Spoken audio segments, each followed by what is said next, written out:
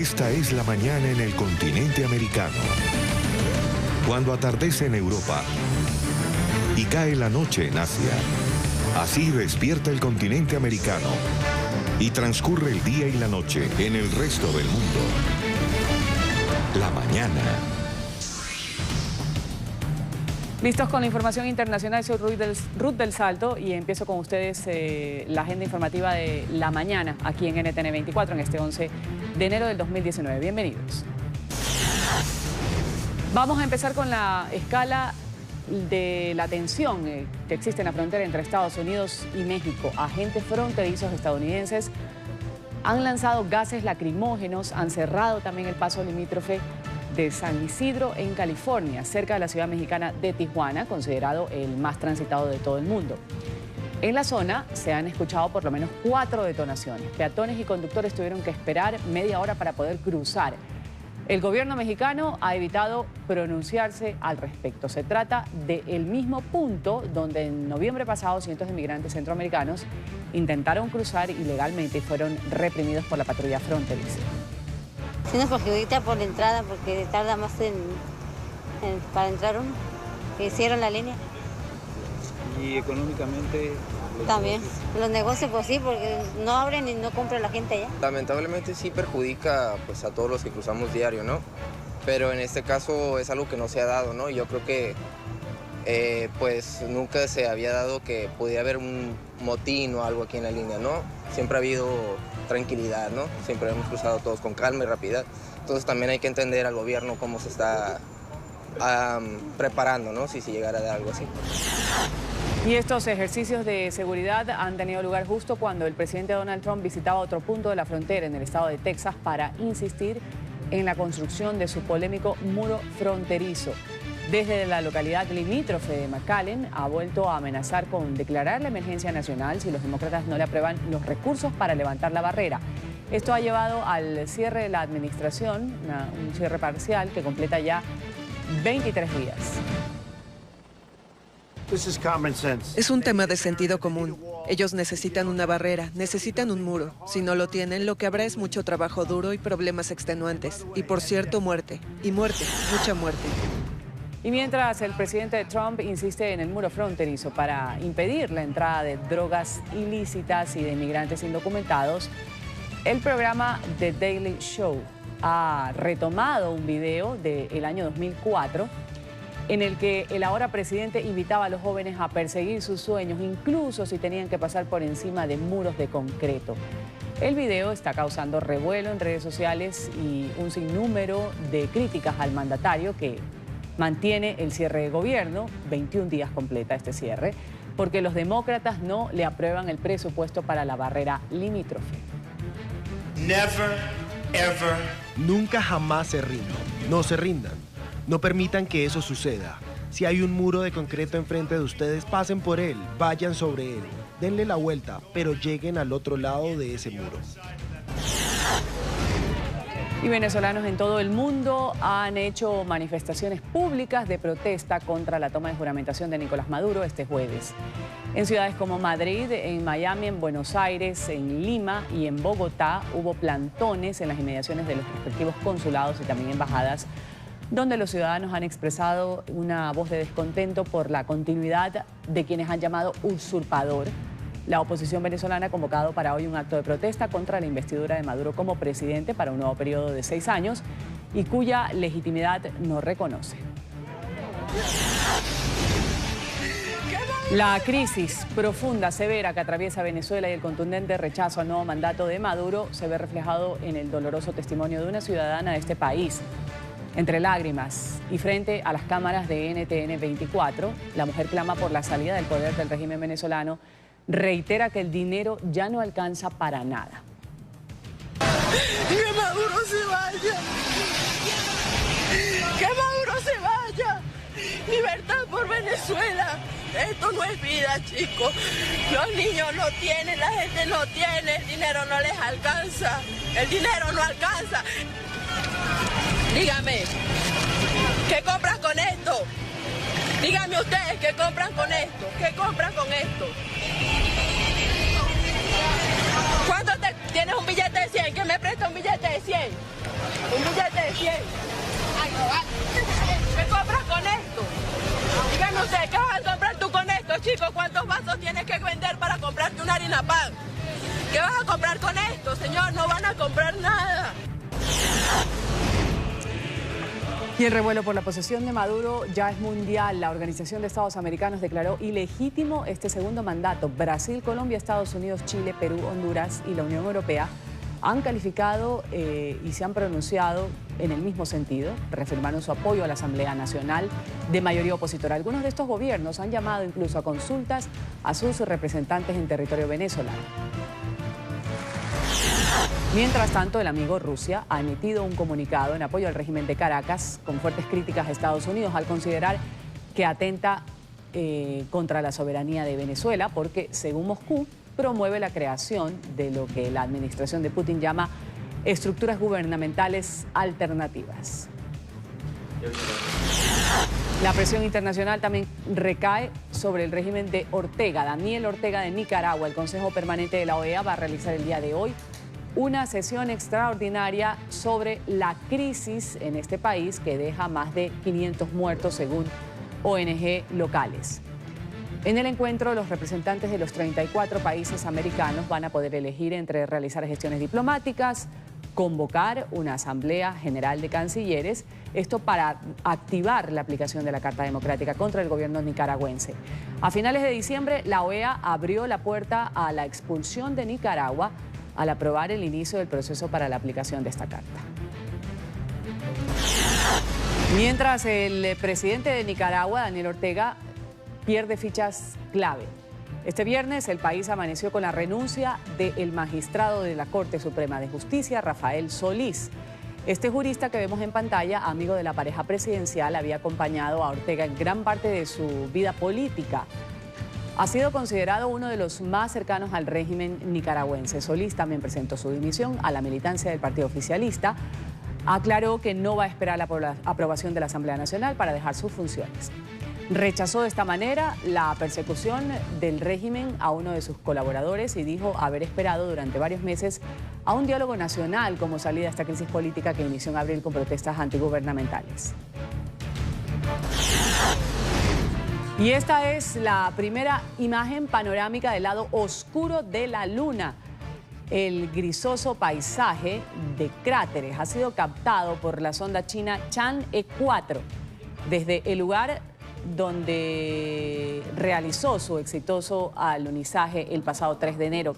Ahora esta nave va a intentar recibir ondas de baja frecuencia a través de 3 antenas que podrían ayudar a revelar cómo era el universo justo después del Big Bang.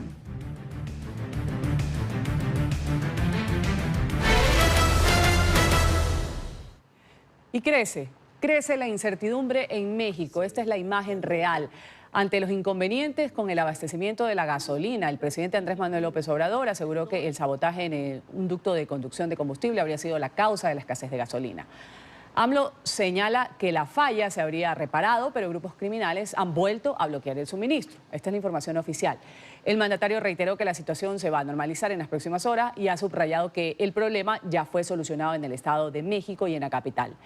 Destacó que reforzó la seguridad en 1.600 kilómetros de ducto y ha llamado a los ciudadanos a mantener la calma. Sin embargo, muchos conductores están desesperados, hacen largas filas durante horas para abastecerse de combustible, temiendo lo peor, que se puedan quedar sin gasolina. Esta imagen, que se repite en las estaciones de gasolina en varios estados de México, causa nerviosismo en la población. Las filas de automóviles son cada vez más largas ante la escasez de gasolina que se desató luego de que el gobierno pusiera en marcha un plan para combatir el robo de combustible. A finales del año pasado, el presidente Andrés Manuel López Obrador anunció un proyecto para detener el delito que en 2017 ocasionó pérdidas por unos 3.000 millones de dólares. La estrategia de la administración fue el cierre de las válvulas de al menos 4 de los 13 oleoductos de la estatal petrolera Pemex. Pero la controversia se inició tras lo que ha sido catalogado por los afectados como negligencia del oficialismo, que no alertó sobre las posibles consecuencias de la medida. El mandatario en primera instancia negó que hubiese desabastecimiento, mientras hizo un llamado a la tranquilidad y serenidad. Vamos logrando el propósito de que no se roben los combustibles.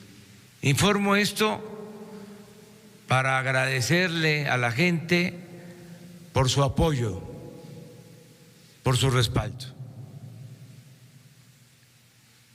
Y sí, han habido molestias en algunos lugares, no ha sido generalizado,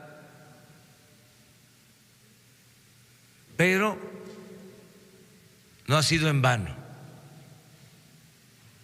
Si los ciudadanos nos siguen apoyando, nos siguen respaldando, vamos a acabar con la corrupción. Sin embargo, horas después señaló que los inconvenientes se debían a un sabotaje. Vamos a reforzar la vigilancia en 1.600 kilómetros de ductos, en donde están los 6 ductos principales del traslado de los combustibles. El problema de la escasez de gasolinas en la Ciudad de México se originó y ya estamos avanzando porque hubo un sabotaje. Aseguró que el servicio se normalizará en los próximos días e insistió en que hay suficiente combustible para atender la demanda. En Ciudad de México, a esta hora, saludamos a Gustavo Sadot Sosa, él es doctor en Ciencia Política de la Universidad East Anglia en Norwich, investigador también del Instituto Mora. Gracias por estar con nosotros aquí en la mañana de NTN 24. Hola Ruth, buenos días, gracias por la invitación. Un buen día para usted, de verdad preocupante lo que denuncian los mexicanos en algunos estados del país que están desesperados por todo esto de la gasolina. Y la primera pregunta es, ¿quién es realmente el responsable principal de la falta de gasolina en México? Mira, es un problema demasiado complejo como para estar señalando quién es el responsable, ¿no? Definitivamente tenemos un problema con el huachicoleo y se ha buscado atender esta situación. Lo que más bien tendría que preguntarse es si es la estrategia adecuada, ¿no? Porque cerrar los ductos es automáticamente cerrar el abasto de las gasolinas en distintas ciudades, ¿no? Y ya nos está llegando aquí a la Ciudad de México y la situación cada vez se está poniendo más complicada y el descontento social está incrementándose, ¿no? Ahora, decenas de gasolineras han cerrado y el miedo por quedarse sin combustible pues se ve reflejado, como lo decíamos en estas imágenes, se ha extendido entre los choferes de los autos, ¿no? Los llamados a evitar el pánico de Andrés Manuel López Obrador no han surtido efecto, porque dice ya todo se va a solucionar, ya no van a estar cerradas estas gasolineras, van a reabrir sus puertas. Sin embargo, el temor continúa. Efectivamente, no, pareciera que ha tenido un efecto completamente inverso, ¿no? Las compras de pánico han incrementado e incluso se ha señalado que es debido a este tipo de compras que el desabasto se ha fomentado aún más aquí en la ciudad y en la zona metropolitana. Ahora, ¿qué le queda a los mexicanos ahora con toda la situación que se vive? El presidente López Obrador dice que ya todo va a estar regular, todo va a estar normal. Hay quienes están especulando, en cambio, con la gasolina, como siempre cuando hay desabastecimiento o cuando se habla de una escasez, pues lo que se hace es esconder el producto. ¿Qué es lo que queda por hacer en México? Mira, lo que está sucediendo ahorita es de que está empezando a haber venta ilegal de gasolina, ¿no? Que es precisamente lo que se quiere evitar. Ya hay reportes de gente que está ofreciendo la gasolina, ¿no? De manera ilegal a los automovilistas que están formados, ¿no? Para cargar gasolina. Está también el riesgo de que ya los servicios de seguridad, de emergencia, de distribución de alimentos incluso se están empezando a ver afectados y ya hay señalamientos de que esto puede afectar a la economía y fomentar la inflación, ¿no? Claro, esto es lo que va a ocasionar a largo plazo, porque sabotaje, especulación y desesperación, estas tres palabras son las que más se escuchan en algunos estados de México justamente por esta situación del combustible, la escasez de gasolina. Gracias a Gustavo Sadot Sosa Núñez, doctor en Ciencia Política, ha estado aquí en la mañana de NTN 24. Un buen día para usted. Buenos días, gracias.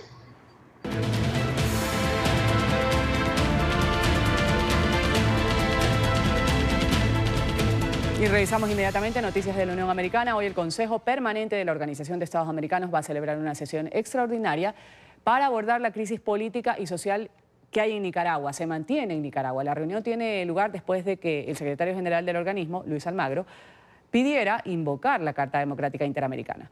Carolina Valladares en este viernes nos tiene la información. Carolina, un buen día.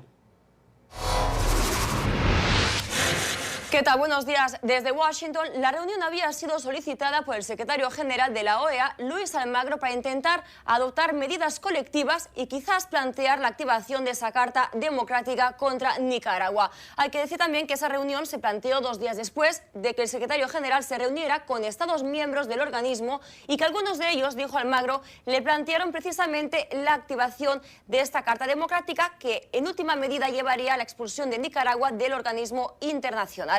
También la respuesta de Nicaragua fue que emitieron un documento de 21 páginas, ello a través de su canciller, de Denis Moncada. En este documento pide Nicaragua a los miembros de esta organización, de la OEA, que no activen la Carta Democrática. Esta carta, al activarse, habría que decir que supondría no solamente el aislamiento político de Nicaragua, sino también el aislamiento económico-financiero de este país en los organismos internacionales. Por último, mencionar también que Nicaragua, Daniel Ortega, no han reconocido ninguno de los 325 muertos que han sido contabilizados por la CIDH, Comisión Interamericana de Derechos Humanos, y por el contrario, Nicaragua y su régimen insisten en que han sido víctimas, dicen, de un golpe de Estado, algo que ha descartado completamente la Organización de Naciones Unidas. Este es el reporte desde Washington. Ustedes sigan con más en el Centro Internacional de Noticias. Adelante. Carolina, gracias por ese reporte. Y en Estados Unidos surgen nuevas voces que piden protección a la labor de la Comisión Internacional contra la Impunidad que estaba en Guatemala, que todavía está, pero y que ya el gobierno no lo quiere. Advierten que las medidas tomadas por el presidente Jimmy Morales contra la entidad adscrita a la ONU pone en peligro los avances contra la erradicación de la impunidad en esta nación centroamericana. Alejandro Rincón tiene la noticia desde Nueva York. Alejandro, un buen viernes.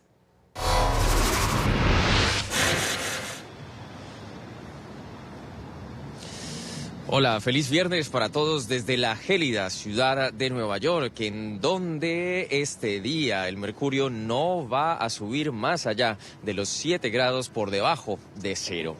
Entramos en materia hablando de la Comisión Internacional contra la Impunidad en Guatemala, una entidad cuyo futuro en este momento sigue siendo objeto de una intensa pugna por parte del gobierno de la nación centroamericana y el sistema de Naciones Unidas, que reitera y reafirma que desea que esa comisión siga funcionando hasta el próximo mes de septiembre, como se previó desde 2006 cuando se hizo el acuerdo de asociación entre Guatemala y la Organización de Naciones Unidas. Aun cuando no se sabe qué pasará, surge por parte de la Comisión Interamericana de Derechos Humanos esta nueva voz que pide al gobierno de Jimmy Morales proteger la labor de esa comisión y que lo permita. Además, se expresa la preocupación por esta decisión tomada el pasado lunes por la administración Morales de poner fin definitivo a la labor de la misión.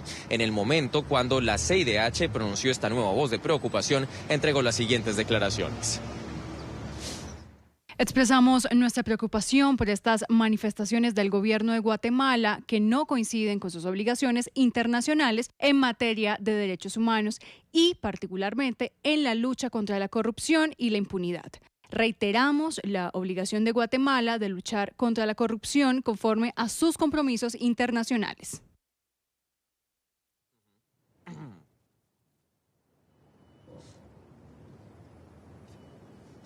En las últimas horas ha habido más reacciones de parte de la comunidad internacional que agregan a esta preocupación de la CIDH. Los gobiernos de Canadá y de Alemania han hecho llamados al gobierno de Jimmy Morales para que permita la labor de la Comisión Internacional contra la Impunidad en Guatemala. Es toda la información que tenemos para ustedes por ahora. Continúen con más en el Centro Internacional de Noticias.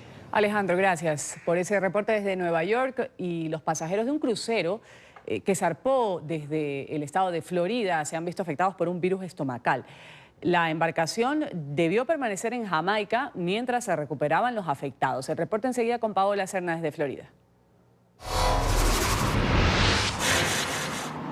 Hola, ¿qué tal? Muy buenos días. Pues 277 personas entre la tripulación y los pasajeros del buque, más bien el crucero Oasis of the Seas de la compañía Royal Caribbean se vieron afectados por un virus estomacal conocido como neovirus. Esto ha obligado a que se mantenga desde el pasado miércoles este crucero en Jamaica para tratar a todas las personas que han sido afectadas. Era un crucero que debía pasar 7 días en el trayecto por varias islas del Caribe. Sin embargo, esto debió ser suspendido por la infección que surgió dentro de la embarcación. Los portavoces de Royal Caribbean han dicho que llegarán antes de lo previsto o nuevamente retornarán al puerto de Cabo Cañaveral en la Florida, desde donde zarpó la embarcación. Mientras tanto, permanecen en Jamaica mientras se desinfecta dicha embarcación y nuevamente regresan los pasajeros a bordo para retornar aquí al estado de la Florida. También ha dicho la compañía que serán retornados los dineros a las personas que tomaron este crucero debido a este gran inconveniente que se presentó durante el trayecto.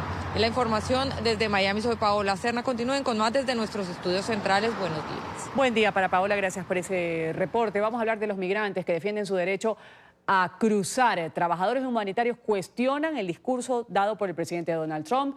Los mexicanos miran con preocupación la polémica en torno a este muro fronterizo que quiere ampliar el presidente de Estados Unidos. Aquí la nota y las reacciones. La pared de acero ya es parte del paisaje entre Ciudad Juárez y el estadounidense Nuevo México. La estructura metálica que separa las ciudades de los dos países es solo una parte del famoso muro que el presidente estadounidense Donald Trump quiere extender y reforzar por más de 3.000 kilómetros de frontera. El mandatario estadounidense apuesta por convertirlo en la máxima defensa contra la migración ilegal, un fenómeno que se ha agudizado desde octubre pasado. Desde entonces han llegado miles de centroamericanos viajando en caravanas y huyendo de la miseria y la violencia que golpea a sus países. Trump considera el fenómeno una crisis de seguridad nacional y está enfrentado al Congreso de mayoría demócrata por su intención de ampliar la barrera. En la frontera, creen que el muro no es todo. Yo creo que ese es el objetivo de él.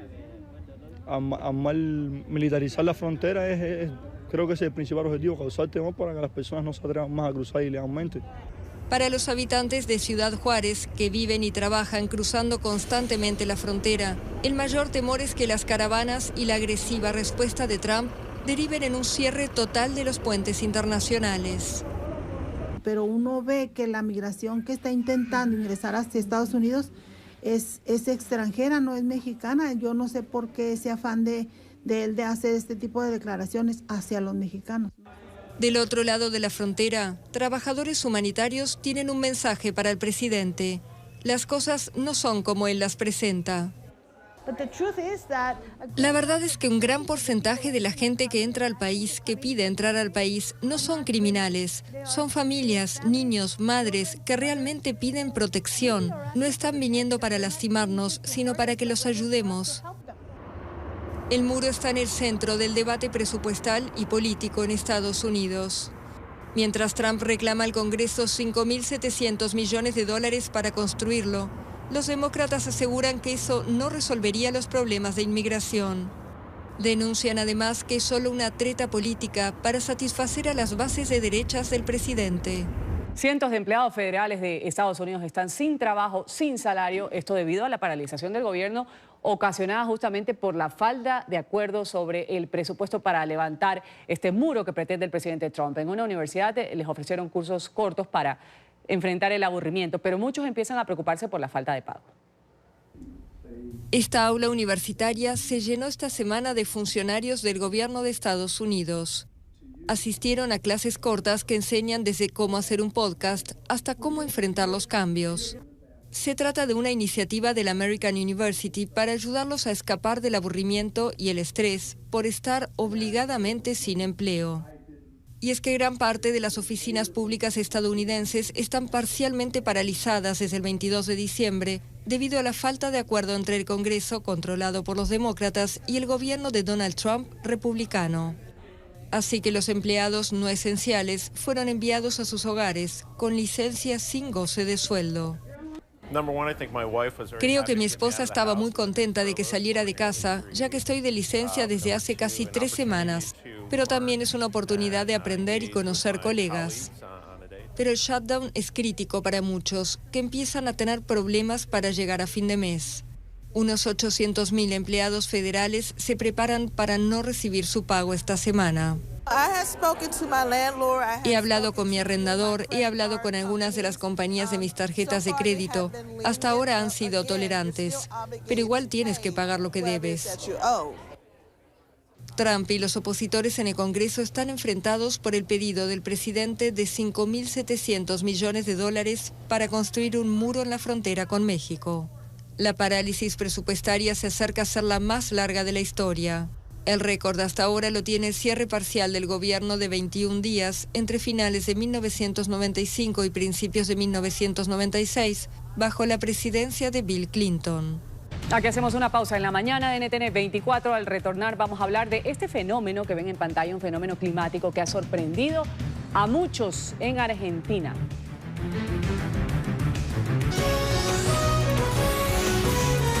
Continuamos con La Mañana. Vamos a continuar con más del programa La Mañana de NTN 24, agradeciéndoles por supuesto su sintonía con el Canal de las Américas. Vamos a hablar de un fenómeno climático que ha sorprendido a los habitantes de las afueras de Buenos Aires en Argentina. Un frente de nubes y fuertes vientos han azotado la zona de manera inesperada. Pese a las alertas del Servicio Meteorológico Nacional sobre estas ráfagas de viento y prohibiciones a los barcos para zarpar, los residentes aprovecharon para compartir estas imágenes en redes sociales de las nubes sorprendentes. ¿Cómo se ven? ¿Cómo se forman?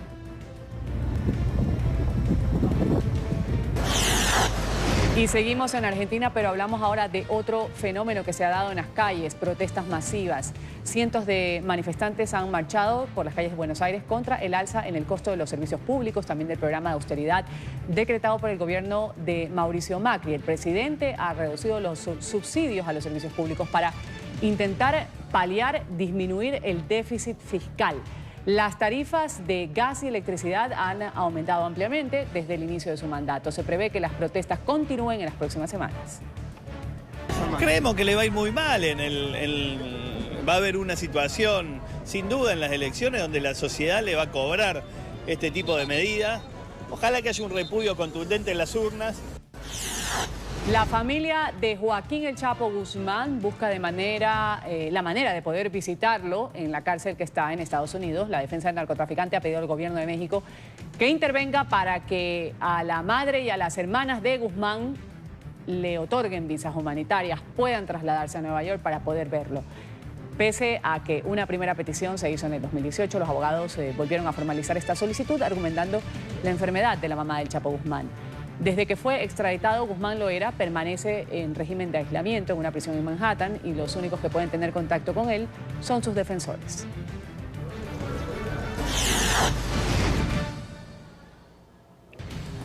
Rusia acusó oficialmente de espionaje al estadounidense Paul Whelan, detenido en Moscú a finales de diciembre. El infante de Marina retirado podría enfrentar una condena de 20 años de cárcel si es hallado culpable. El Kremlin ha descartado que existe un acuerdo para un eventual intercambio de Whelan por ciudadanos rusos arrestados en Estados Unidos. El hombre permanece en prisión preventiva.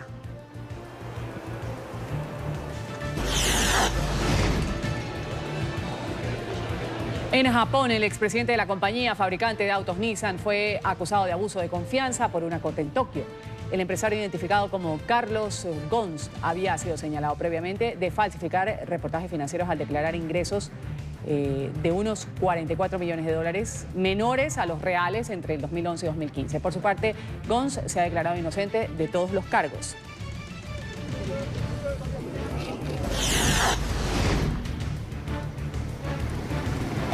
Las fuertes nevadas en el sur de Alemania mantiene en alerta a las autoridades. El posible riesgo de avalanchas en algunas áreas de la región de Baviera ha obligado a que más vehículos del servicio invernal sean desplegados en los lugares más afectados, precisamente para limpiar las vías que permanecen cubiertas de nieve. Caos vehicular y escuelas cerradas son algunas de las consecuencias de las difíciles condiciones climáticas. Las autoridades prevén fuertes vientos, también nuevas tormentas de nieve en los próximos días.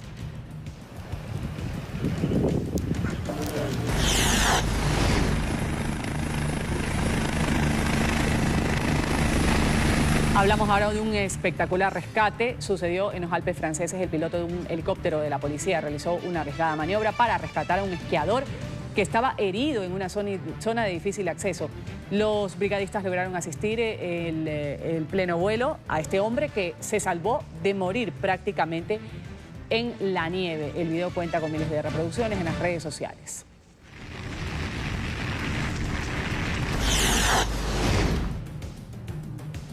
Emotivo rescate. También en Wisconsin, en Estados Unidos, la conductora de un autobús detuvo su vehículo al ver a este bebé. Deambulaba sola por una de las aceras en la ciudad más grande del estado. En las imágenes aparece la mujer corriendo prácticamente para poder poner a salvo a la menor. Las autoridades informaron que la bebé fue descuidada un momento. Aparentemente la madre padece una enfermedad. Finalmente la policía entregó a la niña en brazos de su madre.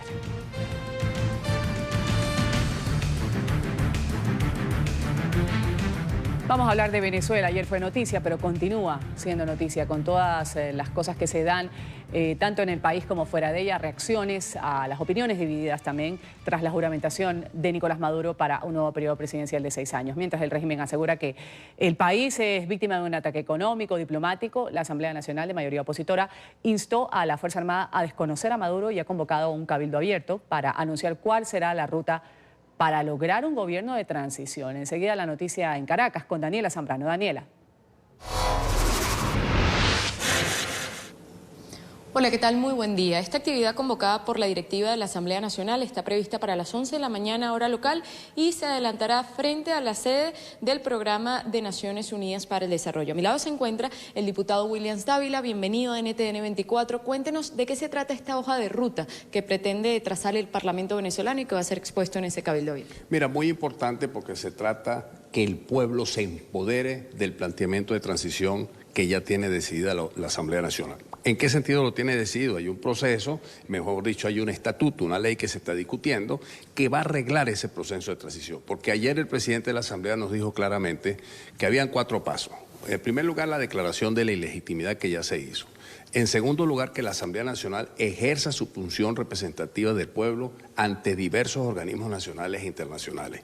En tercer lugar, activar ese fondo de recuperación de activos, que eso es muy importante porque desde ya la Asamblea Nacional está dando soluciones a la crisis social que estamos viviendo, de forma tal que esos recursos que se puedan localizar y que con la ayuda de los organismos internacionales y de la comunidad internacional se capturen, esos recursos van destinados a un fondo para medicina, para comida, para atacar pues el problema de crisis alimentaria y social que tenemos actualmente en el país. En cuarto lugar, la activación popular.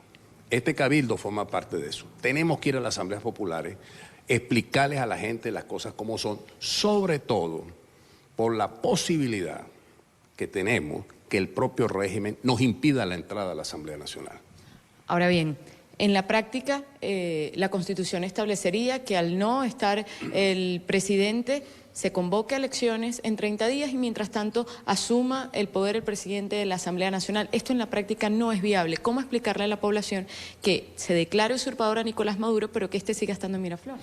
No, mira, yo creo que en este momento la Asamblea está ejerciendo el poder. Yo creo que eso es importante. Si bien es cierto que el presidente de la Asamblea no está en este momento declarado como presidente de la República, hay algo cierto, la Asamblea está siendo reconocida, es decir, el gobierno colectivo de transición en este momento es la Asamblea Nacional. Yo creo que eso es muy importante porque eso no había ocurrido jamás. Tenemos una representación de la Asamblea Nacional reconocida en el mundo entero, es decir, en este momento el gobierno de transición que existe en Venezuela en este momento es la Asamblea Nacional.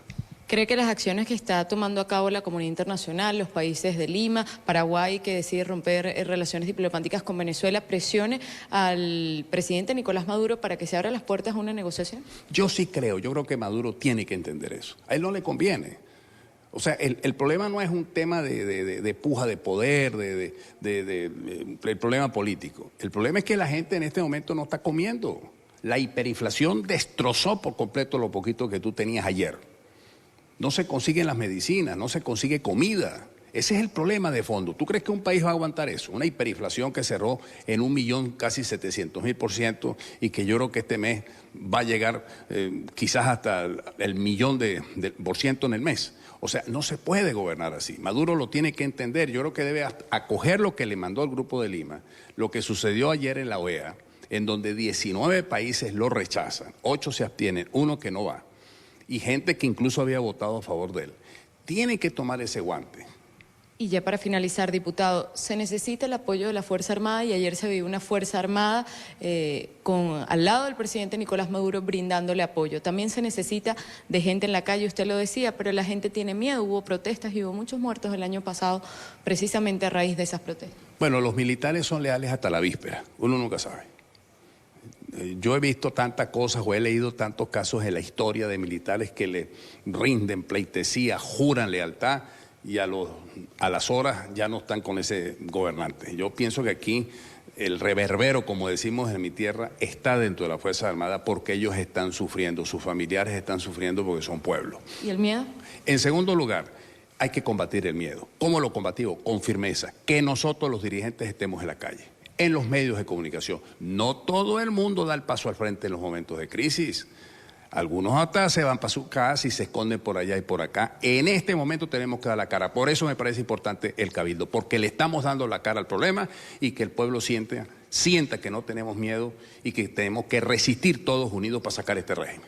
Bien, agradecemos al diputado Williams Dávila por estos minutos en la mañana de NTN 24. Es la información y con ella volvemos al estudio. Que tengan buen día. Daniela, gracias por esa entrevista, por el reporte también desde la capital venezolana. La líder opositora María Corina Machado ha hecho un contundente llamado a la Asamblea Nacional de Venezuela ante el nuevo golpe del madurismo contra el orden constitucional. En diálogo con el programa La Tarde de NTN 24, la dirigente de 20 Venezuela le ha dicho a los diputados que no es el momento de dudar, sino de actuar ante un régimen al que ha calificado como criminal. Pero este es el momento de darlo todo por Venezuela. Y este es el llamado que yo hago a la conciencia de cada uno de los diputados a la Asamblea Nacional. A cada uno de estos ciudadanos. El país está esperando de ustedes una posición firme y clara, tal como establece nuestra Constitución. El artículo 233 es inequívoco. No hay presidente electo. Hoy, a partir de hoy, corresponde que el presidente de la Asamblea Nacional asuma la presidencia de la República y en ese caso le decimos y le aseguramos al mundo que tendrá el respaldo de todos los venezolanos. Estaremos allí a su lado, asumiendo todas las consecuencias y avanzando por una escalada de fuerza interna y externa. Ahora, si no lo hace la Asamblea Nacional, es verdad, no iremos por esta ruta, seguimos por otra, pero nada nos detiene.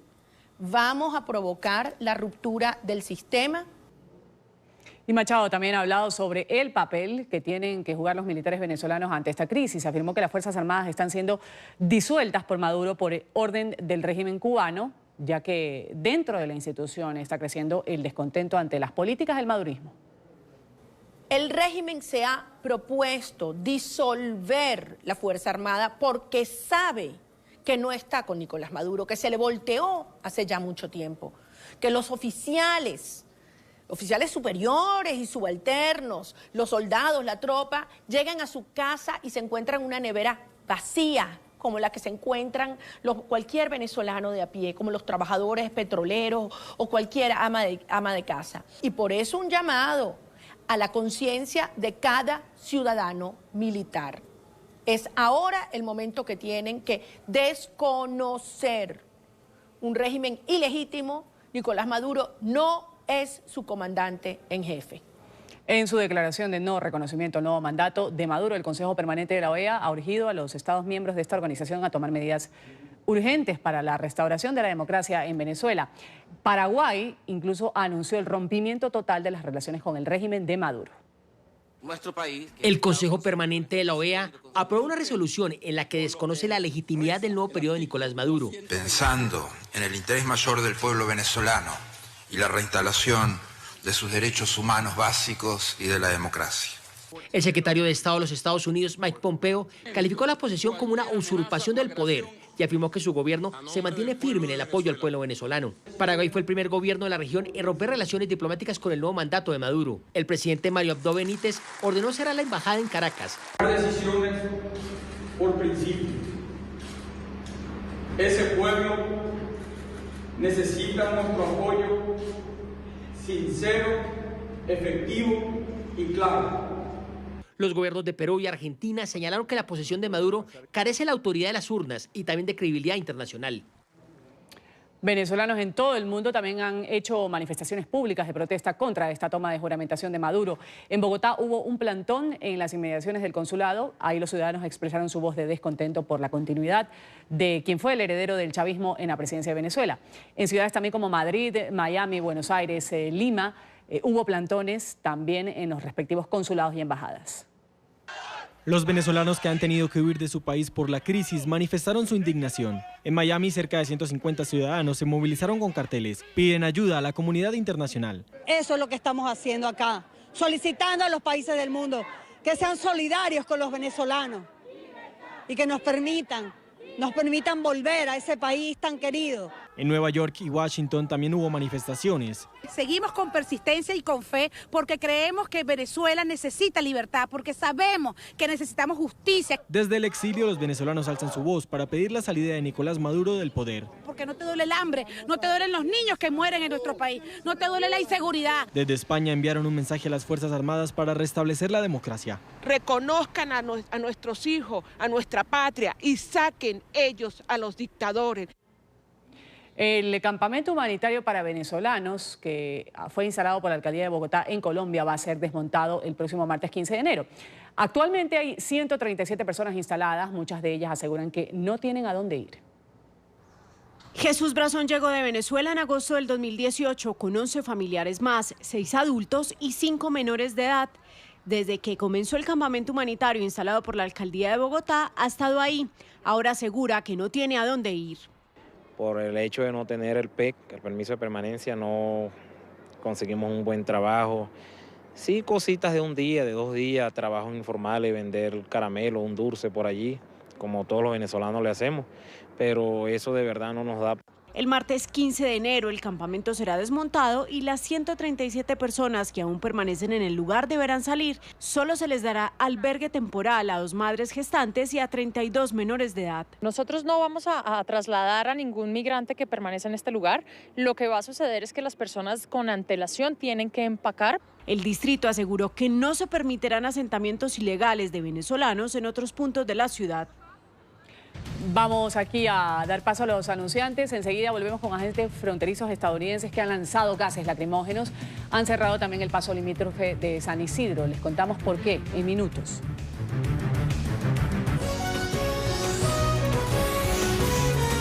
Continuamos con La Mañana. Gracias por continuar en nuestra sintonía del Canal de las Américas. Revisamos lo que es noticia en el mundo y lo hacemos con esta tensión que está escalando en la frontera entre Estados Unidos y México. Agentes fronterizos estadounidenses lanzaron gases lacrimógenos, cerraron además el paso limítrofe de San Isidro en California, cerca de la ciudad mexicana de Tijuana, considerado el más transitado del mundo. En esta zona se escucharon por lo menos 4 detonaciones. Peatones y conductores tuvieron que esperar media hora para poder cruzar. El gobierno mexicano ha evitado pronunciarse al respecto. Se trata del mismo punto donde en noviembre pasado cientos de migrantes centroamericanos intentaron cruzar ilegalmente y fueron reprimidos por la patrulla fronteriza. Sí nos perjudica por la entrada porque tarda más para entrar uno. Hicieron la línea. ¿Y económicamente? También. Los negocios pues sí, porque no abren y no compra la gente allá. Lamentablemente sí perjudica pues, a todos los que cruzamos diario, ¿no? Pero en este caso es algo que no se ha dado, ¿no? Yo creo que pues nunca se había dado que pudiera haber un motín o algo aquí en la línea, ¿no? Siempre ha habido tranquilidad, ¿no? Siempre hemos cruzado todos con calma y rapidez. Entonces también hay que entender al gobierno cómo se está preparando, ¿no? Si llegara a dar algo así. Los ejercicios de seguridad han tenido lugar justo cuando el presidente Trump visitaba otro punto de la frontera en el estado de Texas para insistir en la construcción de su polémico muro fronterizo. Desde la localidad de McAllen ha vuelto a amenazar con declarar la emergencia nacional si los demócratas no le aprueban los recursos para levantar esta barrera. Esto ha llevado, recordemos, al cierre de la administración que completa 21 días. El mecanismo le permitiría utilizar fondos militares en la construcción del muro. Es un tema de sentido común. Ellos necesitan una barrera, necesitan un muro. Si no lo tienen, lo que habrá es mucho trabajo duro y problemas extenuantes. Y por cierto, muerte. Y muerte, mucha muerte. Y mientras Trump insiste en el muro fronterizo para impedir la entrada de drogas ilícitas, como ha dicho, inmigrantes indocumentados, el programa The Daily Show ha retomado un video del 2004 en el que el ahora presidente invitaba a los jóvenes a perseguir sus sueños, incluso si tenían que pasar por encima de muros de concreto. Never, ever. Nunca jamás se rindan. No se rindan. No permitan que eso suceda. Si hay un muro de concreto enfrente de ustedes, pasen por él, vayan sobre él, denle la vuelta, pero lleguen al otro lado de ese muro. Varios estados en México continúan el desabastecimiento de gasolina, reportan largas filas de conductores e incluso robos en estaciones de servicio. La empresa estatal Petróleos Mexicanos ha dicho que no dará marcha atrás en la campaña gubernamental contra el robo de combustible y agregó que su estrategia es efectiva. La compañía aseguró el jueves que avanza en normalizar la distribución del hidrocarburo, surtiendo diariamente los 800.000 barriles de gasolina necesarios para suplir la demanda. Entre tanto, el presidente Andrés Manuel López Obrador anunció que va a reforzar la vigilancia en 1.600 kilómetros de ductos de Pemex para evitar así el robo de combustible.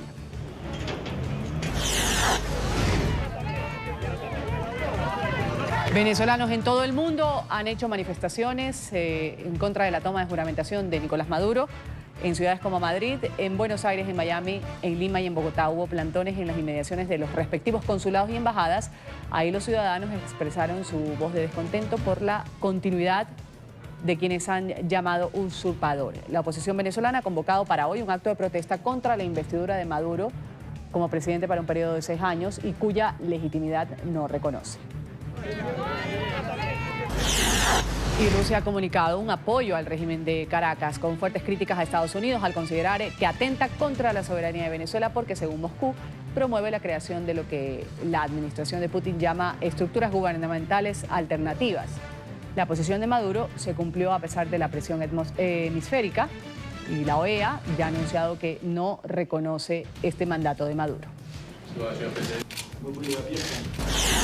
La presión internacional hoy también recae sobre el régimen de Ortega. El Consejo Permanente de la OEA va a realizar una sesión extraordinaria sobre la crisis en este país que deja más de 500 muertos según ONG locales. En el encuentro, los representantes de los 34 países americanos van a poder elegir entre realizar gestiones diplomáticas, convocar una Asamblea General de Cancilleres para activar la aplicación de la Carta Democrática contra el gobierno nicaragüense. A finales de diciembre, la OEA abrió la puerta a la expulsión de Nicaragua al aprobar el inicio del proceso para la aplicación de esta carta.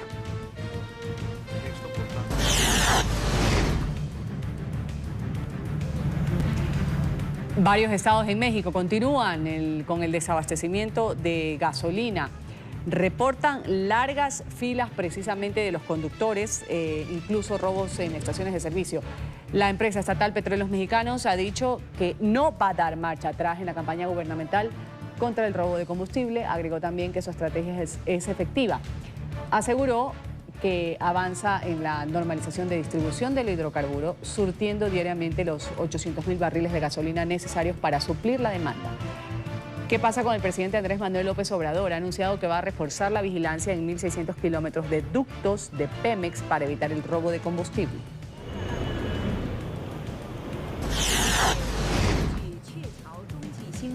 Esta es la imagen panorámica del lado oscuro de la Luna. El grisoso paisaje de cráteres fue captado por la sonda china que está en el lugar donde ha realizado el exitoso alunizaje el pasado 3 de enero. La nave va a intentar ahora recibir ondas de baja frecuencia a través de 3 antenas que podrían ayudar a revelar cómo era el universo justo después del Big Bang.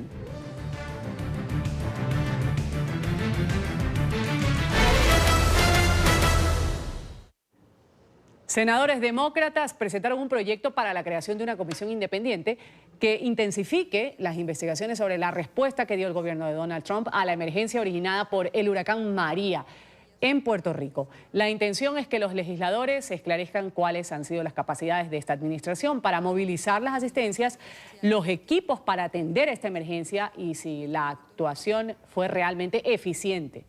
De acuerdo con las cifras de las autoridades de la isla, el desastre que azotó Puerto Rico en el 2017 causó 10.000 millones de dólares en daños materiales, dejó unos 2.975 muertos, cifras que el presidente Trump se ha negado a reconocer. Saludamos a Juan Carmelo Ríos, él es portavoz de la mayoría en el Senado de Puerto Rico. Gracias por estar con nosotros. Bienvenido a la mañana de NTN 24. Buenos días a ti, Ruth del Salto, y a todos los que nos ven a través de estas ondas televisivas. La pregunta, de acuerdo a todo lo que se está diciendo en medios de comunicación, también parte del ala demócrata, es si ha fallado o no el gobierno del presidente Trump en esta respuesta que tuvo ante la tragedia que representó el huracán María para los puertorriqueños. No tan solamente falló, sino que sigue fallando.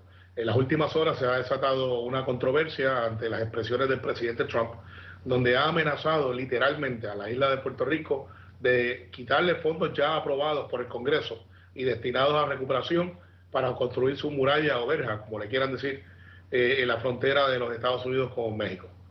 Esto nos pone en una condición muy precaria, ya que nosotros, como sabrán, no tenemos representación plena en el Congreso siendo un territorio. Además, nos pone entonces en en una zona muy peligrosa para la recuperación de la isla, que ciertamente no tardaría 1 o 2 meses, sino 6, 7, 8 años, y con esta movida quizás pudiéramos estar hablando de una década de atraso para Puerto Rico. ¿Cómo se encuentra la isla actualmente después de esta tragedia que vivieron en el 2017? ¿Qué hay de las familias afectadas? ¿Lograron o no recuperarse un poco? 1 año y medio después del huracán hemos podido por lo menos restablecer lo que es el nuevo normal. Nuestra infraestructura eléctrica aún está débil. No pudiéramos aguantar un embate parecido al que pasó con María y con el huracán Irma, porque fueron 2 huracanes, no fue uno nada más, en menos de 1 mes y medio. Y en tope de eso tenemos una crisis de personas que se nos están yendo de la isla. Éramos 3.2 millones de ciudadanos norteamericanos viviendo en la isla de Puerto Rico. Ahora se estima que más de 200.000 han abandonado la isla, casi todos ellos jóvenes. Tenemos en tope de eso que ahora menos gente está naciendo de que gente que está muriendo. Que eso es una crisis de que por sí en los próximos 6, 7, 8 años se va a notar.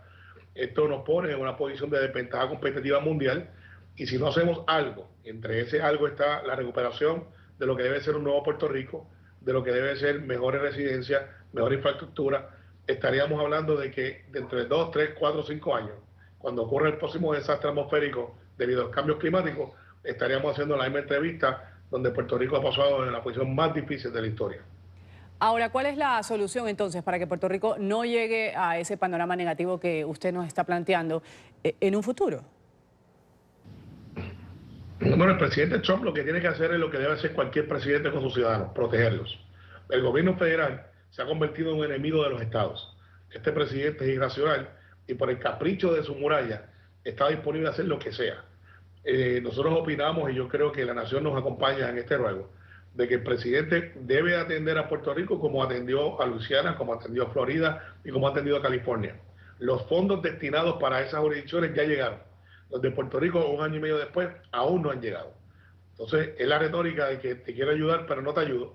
Y en el momento más crítico, envía un mensaje equivocado, donde está disponible a sacrificar 3.2 millones de ciudadanos americanos, que hemos luchado en la misma guerra, que pagamos impuestos, por el mero hecho de que no tenemos representación política plena para él poder atender entonces lo que no ha podido atender con un Congreso que los primeros 2 años fue republicano igual que él, y ahora en la lucha demócrata Puerto Rico es rey. Ahora, luego de esta visita de los senadores demócratas a Puerto Rico, ¿qué va a pasar? Pues nosotros vamos a pasar revista de lo que realmente ha pasado. Aquí se habla mucho, hay muchos analistas y muchas personas proyectando, pero cuando hablas con la gente, cuando hablas con las entidades sin fines de lucro, cuando hablas con el gobierno y podemos pasar revista con los hechos fácticos, fuera de la cuestión política, vamos a ver dónde es que fallaron, qué es lo que se puede hacer para mejorar y ciertamente trazar una ruta por los próximos 8 o 10 años para que Puerto Rico no tan solamente pueda sobrevivir, sino que tengamos un Puerto Rico próspero, un Puerto Rico como siempre ha sido, una isla bella, espectacular, con el mejor recurso que existe en Puerto Rico, que es nuestra gente, y que podamos ser parte del sueño americano de una nación que nos pertenece y nos asiste por nuestra ciudadanía. ¿Cuántos recursos deberá generar el presidente Trump justamente para evitar que Puerto Rico no entre en una crisis? Los daños estimados después de los huracanes fueron 120 billones de dólares. Sin embargo, nosotros con 75 billones podemos ya establecer una ruta bastante correcta. Hasta ahora nos hemos aprobado 45 billones. Yo creo que si llegamos a la suma de 75 billones, nuestro gobernador Ricardo Rosselló ha establecido un plan donde tendríamos una nueva red eléctrica, nuevas vías, donde tendríamos una infraestructura mucho más sólida y con esa cantidad de dinero pudiéramos echar a Puerto Rico hacia adelante. Esto es menos de una cuarta parte de lo que se dio a Florida, que tuvo menos daño, de lo que se dio a Luisiana, que tuvo daños muy parecidos, y de lo que tiene California, que no tiene la mitad de los daños que tiene Puerto Rico. Vamos a agradecerle a Carmelo Ríos, portavoz de la mayoría en el Senado de Puerto Rico. Gracias por hablarnos un poco de la situación, cómo está la isla, 1 año y medio aproximado de la tragedia que vivieron con este paso del huracán María. Gracias. Siempre un placer.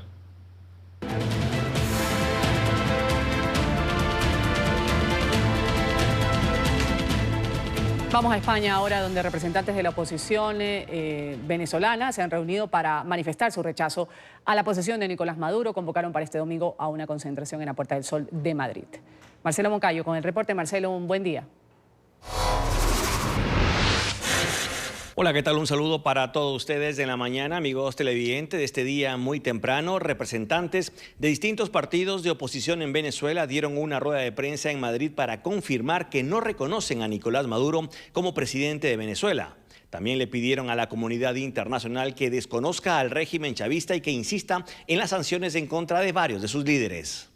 Creemos fundamental que los gobiernos de la Unión Europea incrementen la presión sobre la dictadura de Maduro, incluso a través de más sanciones a los altos personeros representativos del mismo, con miras a favorecer el pronto restablecimiento de la democracia en Venezuela y el libre ejercicio de los derechos fundamentales de los ciudadanos en nuestro país, que nieguen préstamos al régimen de Nicolás Maduro de forma directa o por medio de los organismos multilaterales de los que hace parte, así como el suspender inmediatamente todo tipo de cooperación militar con el régimen de Maduro, teniendo en cuenta que los mismos tendrán inequívocamente como resultado la comisión de delitos de lesa humanidad. Nicolás Maduro no es presidente de Venezuela. Los países democráticos no pueden reconocer el gobierno de Nicolás Maduro, y los venezolanos y la Asamblea Nacional tienen que tomar el rol histórico que con una fecha corresponde. En este acto también participaron diputados españoles que criticaron la posición del presidente del gobierno de España, Pedro Sánchez, pues consideran que no ha tenido una respuesta contundente en contra del régimen venezolano. Y la mayor vergüenza me la produce el silencio del ministro de Exteriores, Borrell, en la India, callado sobre la situación de Venezuela, un país hermano y fundamental para la política exterior de España. Y me duele el silencio del presidente Sánchez y me crea gran vergüenza que el Partido Socialista Español y sobre todo el presidente Sánchez, con su silencio, esté validando lo que es un tirano. Y lo debe romper hoy mismo. Televidentes de la mañana y los participantes de esta rueda de prensa también convocaron para este próximo domingo al mediodía en la Puerta del Sol una concentración en donde se busca también insistir en el desconocimiento de Nicolás Maduro como presidente de Venezuela. Este es el informe para la mañana. Sigan ustedes con más aquí en NTN 24. Hasta pronto. Hasta pronto, Marcelo. Gracias por ese reporte desde España. Vamos a hablar de la destreza de una manada de monos en el norte de Japón que se ha viralizado. Causa fascinación en redes sociales. Los primates lograron desplazarse sobre cables eléctricos sin sufrir ningún daño. Monos equilibristas. Este video, que muestra a un grupo de monos caminando a lo largo de cables eléctricos en el norte de Japón, se ha vuelto viral. Las imágenes de estos animales han sido vistas más de 1 millón de veces desde que fueron subidas a Twitter el 7 de enero. La destreza de los monos es innegable. Se equilibran hábilmente sosteniéndose de un cable por arriba con las manos y del otro por abajo con los pies. Los monos de nieve son habitualmente conocidos por el nombre de macaco japonés. Son famosos por su costumbre de tomar baños en aguas termales. Nanda, por ese resumen, esa innovación y por supuesto la tecnología que hay con cada producto nuevo que sale al mercado. Gracias a ustedes por su sintonía con la mañana de NTN 24. Siga con nuestra programación aquí en el Canal de las Américas. Enseguida viene Gustavo Alegret, Club de Prensa. Vamos a hablar inmediatamente del balance de la visita del presidente Trump a esta frontera con México. Gustavo, un buen día.